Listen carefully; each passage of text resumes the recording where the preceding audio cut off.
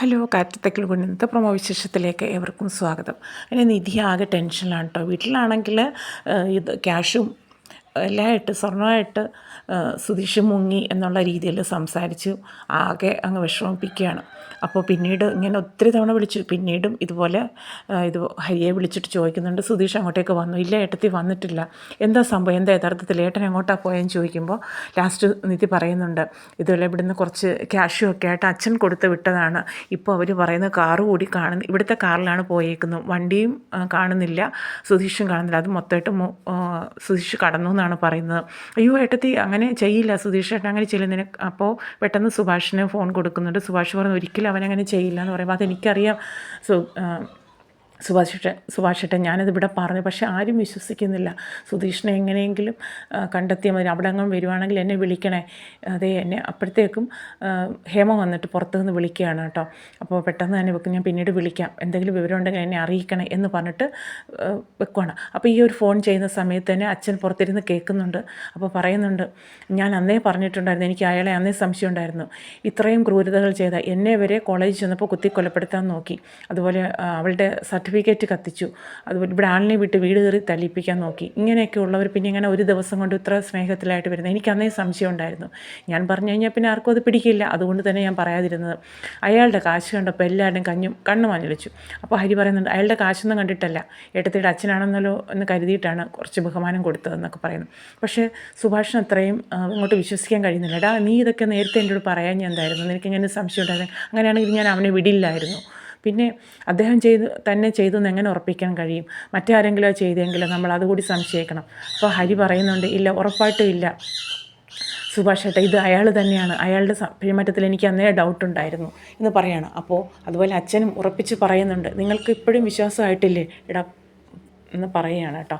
ഞാൻ അന്നേ പറഞ്ഞിട്ടുണ്ടായിരുന്നു, എനിക്ക് അന്നേ സംശയം ഉണ്ടായിരുന്നു, എന്നിട്ട് ആരും അത് വിശ്വസിച്ചില്ല എന്നൊക്കെയുള്ള രീതിയിൽ അച്ഛൻ പറയുകയാണ്. അപ്പോൾ ശരിയാണ്, അദ്ദേഹത്തിന് അന്നേ ഇയാളുടെ പ്രത്യേകമെന്നുള്ളൊരു സ്നേഹവും വരവൊക്കെ കണ്ടപ്പോൾ സംശയം ഉണ്ടായിരുന്നു. പക്ഷേ അവിടെ പറഞ്ഞു കഴിഞ്ഞാൽ വിലപ്പോവില്ല, അതുകൊണ്ടാണ് അദ്ദേഹം അന്ന് അവിടെ മിണ്ടാതിരുന്നത്. ഇപ്പോൾ അത് ഫലത്തിൽ വന്നു കഴിഞ്ഞു. അപ്പോൾ അദ്ദേഹം പറയുന്നുണ്ട്, എത്ര പേര് തക്കത്തിൽ കൂട്ടിക്കൊണ്ടുപോയി കൊന്നേക്കുന്നു. ഇത് കേൾക്കുമ്പോൾ ഹരിക്ക് ദേഷ്യം വരുന്നുണ്ട്. നിങ്ങളൊന്നും മിണ്ടാതിരിക്കും, മനുഷ്യൻ ഒന്നാം തലയ്ക്ക് ഭ്രാന്ത് പിടിച്ചിരിക്കുക, അതിനിടയ്ക്ക് അറമ്പറ്റുന്ന ചില വാക്കുകൾ എന്നൊക്കെ പറഞ്ഞിട്ട് അവർ ദേഷ്യപ്പെടുകയാണ്. അപ്പോൾ ഞാൻ പറയുന്നതാണോ കുറ്റം എന്നാണ് അച്ഛൻ ചോദിക്കുന്നുണ്ട്. അപ്പോൾ തന്നെ കാണിക്കുന്നുണ്ട് സുധീഷിനെ അവിടെ ഇങ്ങനെ കെട്ടിയിട്ടിരിക്കുന്നിടത്ത് നമുക്ക് തന്നെ വിഷമമാവുന്നുണ്ട്. സുധീഷ് കൈയും വായും എല്ലാം മൂടി കെട്ടിയിട്ടിരിക്കില്ലേ, പ്ലാസ്റ്ററൊക്കെ ഒട്ടിച്ച് ഇങ്ങനെ അലറി വിളിക്കുന്നു, കസയിട്ട് ഇങ്ങനെ നിരക്കാൻ ശ്രമിക്കുന്നതൊക്കെ ആയിട്ട് ബുദ്ധിമുട്ടുകൾ കാണിക്കുന്നു. ഇത് കണ്ടിട്ട് ആ ഒരു മുട്ട അവിടെ നിന്ന് ചിരിക്കുകയൊക്കെ ചെയ്യുന്നുണ്ട്. അതുപോലെ തന്നെ അപ്പോൾ ഉള്ള വിവരങ്ങൾ വിളിച്ചിട്ട് അതുപോലെ വീഡിയോ കോളും മെസ്സേജുകളും കാര്യങ്ങളെല്ലാം അവിടെ അറിയിക്കുകയും ചെയ്യുന്നുണ്ട്. അവിടെ ആണെങ്കിൽ ഹേമയും അതുപോലെ തകർത്തങ്ങ് അഭിനയിക്കുകയാണ് മോളുടെ മുമ്പിൽ. അവനിങ്ങനെ ചെയ്ത് കളഞ്ഞല്ലോ, ഭർത്താവ് കഷ്ടപ്പെട്ട മുതൽ തട്ടിക്കൊണ്ട് പോയല്ലോ, ഇത്രയേറെ വിശ്വസിച്ചേൽപ്പിച്ചിട്ട് അവനിങ്ങനെ ചെയ്ത് കളഞ്ഞല്ലോ മോളെ, നീ എന്നിട്ട് ഞങ്ങളെ വിശ്വസിക്കുന്നില്ല എന്നൊക്കെ പറഞ്ഞിട്ട് നിധി പറയുന്നുണ്ടൊന്നും മിണ്ടാതിരിക്കും, എനിക്ക് ആകെ ടെൻഷൻ അടിച്ചിരിക്കുകയാണ്. ഇതിനിടയിൽ തന്നെ രാജീവ് മേനോനും അതുപോലെ തന്നെ ഈ അരുണും എല്ലാം അവിടെ എത്തി വിവരങ്ങളൊക്കെ അന്വേഷിക്കുന്നു. അപ്പോൾ രാജീവ് ഇവിടെ വെച്ച് അവനെ അങ്ങ് തീർത്ത് കളഞ്ഞല്ലോ. അപ്പോൾ അച്ഛൻ പറയുന്നുണ്ട്, രാജീവ് പറയുന്നുണ്ട്, വേണ്ട, ഇപ്പം വേണ്ട, അത് എന്തായാലും അത് തന്നെ ചെയ്യേണ്ടി വരും, ഇവിടുന്ന് മറ്റൊരു സ്ഥലം അന്വേഷിക്കും, അത് കണ്ടെത്തിയ ശേഷം ചെയ്യാം, പിന്നെ എങ്കിൽ ഞാൻ അവനെ ഒന്ന് കണ്ടിട്ട് വരട്ടെ. നീ ഇങ്ങനെ പോയി കഴിഞ്ഞാൽ അവന് മനസ്സിലാവില്ല നമ്മളതിനൊരു പിന്നിലെന്ന്. പിന്നീട് വരുൺ പോകുന്നതെന്ന് വെച്ച് കഴിഞ്ഞാൽ മുഖമൊക്കെ മറച്ചിട്ട് തലയിൽ ഇങ്ങനെ തൊപ്പി പോലെയൊക്കെ ഇട്ടിട്ട് ചെന്നിട്ട് സുധീഷിനെ ശരിക്കങ്ങ് അടിക്കുകയാണ്.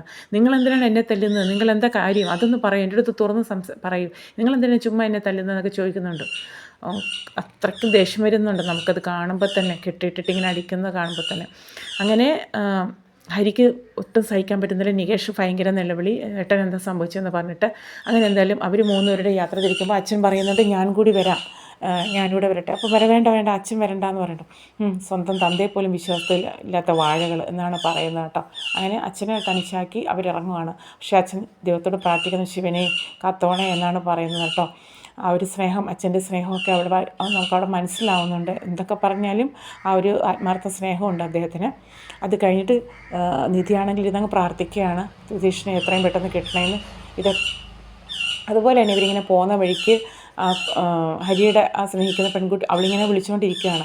ഹരീഷിനാണെങ്കിൽ ദേഷ്യം വരുന്ന അലറി വിളിക്കുകയാണ്, നീ എന്തിനാണ് എപ്പോഴും ഇങ്ങനെ എടുത്ത് വിളിക്കുന്നത്, ഞാൻ പുറത്താണ്, എന്താ നീ പുറത്ത് പോയിരിക്കുകയാണോ, നീ തിരിച്ചു വിളിക്കാത്ത, എന്താ സംസാരിക്കാത്ത, നീ വെള്ളം അടിക്കാൻ പോയി, അങ്ങനെയൊക്കെ ഓരോരോ കുസൃതി ചോദ്യങ്ങൾ പോലെയാണ് ആ കുട്ടി ചോദിക്കുന്നത്. പക്ഷേ അതൊക്കെ കേൾക്കുമ്പോൾ ഹരീഷിനങ്ങ് തീരെ വിളിക്കുകയാണ്, നീ ഒന്ന് ചുമ്മാ അടങ്ങിയിരിക്കും, ഞാൻ പുറത്താണ്, ഞാൻ തലയ്ക്ക് പ്രാന്ത് പിടിച്ച് പിന്നെ വിളിക്കാം എന്നൊക്കെ പറഞ്ഞിട്ട് ഫോൺ കട്ട് ചെയ്യുകയാണ് കേട്ടോ. പിന്നെയും വിളിച്ചുകൊണ്ടിരിക്കുന്നത്. ഹരീഷിന് തീരെ ഇഷ്ടപ്പെടുന്നില്ല.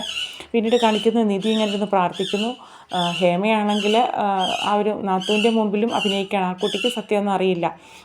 ഇത്രയും സ്വത്തും മുതലും പോയത് അമ്മേനിപ്പോൾ പോയ മുതൽ തിരിച്ചു കിട്ടുമോ എന്നൊക്കെ ചോദിക്കണം. എനിക്ക് പോയ മുതലിനെ ആലോചിച്ചിട്ടില്ല, എൻ്റെ മകളുടെ ജീവിതം എങ്ങനെ ആയിപ്പോയല്ലോ എന്നൊക്കെ പറഞ്ഞിട്ടാണ് അവർ സങ്കടം കാണിക്കുന്നത്. അതുപോലെ തന്നെ തിരിച്ച് അരുണും അച്ഛനും ഇനി വീട്ടിലെത്തുന്നുണ്ട്, രാജീവ്മേനോനും. എന്നിട്ട് നിധി എടുത്ത് വന്നിട്ട് എൻ്റെ മോളെ ഞാൻ ഇത്രയും കഷ്ടപ്പെട്ടുണ്ടാക്കിയ മുതലെല്ലാം അവൻ കൊണ്ടുപോയി. അതുപോലെ തന്നെ മോളുടെ ജീവിതം നിനക്ക് ഇത്രയൊക്കെ പറഞ്ഞെങ്കിലും വിശ്വാസമാവുന്നില്ലല്ലോ, അവൻ ഇത്രയൊക്കെ കാര്യങ്ങൾ ചെയ്തിട്ടും ഇതെല്ലാം അവൻ കൊണ്ടുപോയില്ലേ എന്നൊക്കെ പറഞ്ഞ് നിൽക്കുകയാണ്. നിധിയുടെ മുമ്പിൽ അങ്ങ് അഭിനയിക്കുകയാണ് കേട്ടോ. അങ്ങനെയൊക്കെയുള്ള രംഗങ്ങൾ കാണിച്ചുകൊണ്ടാണ് ഇന്നത്തെ ഒരു പ്രൊമോ അവസാനിക്കുന്നത്. പിന്നീട് നമുക്ക് കാണാൻ കഴിയും ഇതുപോലെ സുഭാഷും ഹരീഷും നികേഷും എല്ലാം കൂടെ ചേർന്നിട്ട് സുധീഷിനെ രക്ഷപ്പെടുത്തുന്ന രംഗങ്ങളൊക്കെയാണ് ഇനിയിപ്പോൾ വരുന്ന നല്ല അടിപൊളി കിടിലൻ എപ്പിസോഡ് രംഗങ്ങളൊക്കെയാണ് വരാനായിട്ടുള്ളത്. അപ്പോൾ ഉറപ്പായിട്ടും സപ്പോർട്ട് ചെയ്യുക. ആദ്യമായിട്ട് കാണുന്നവർ ഉറപ്പായിട്ടും കുഞ്ഞൊരു ചാനലാണ്, ഒന്ന് സപ്പോർട്ട് ചെയ്യണേ. സബ്സ്ക്രൈബ് ചെയ്ത് അതുപോലെ ലൈക്ക് ചെയ്ത് സപ്പോർട്ട് ചെയ്യുക. അതുപോലെ നിങ്ങളുടെ അഭിപ്രായങ്ങളൊക്കെ ഒന്ന് കമൻറ്റ് ബോക്സിൽ അറിയിക്കുക. ഓക്കെ.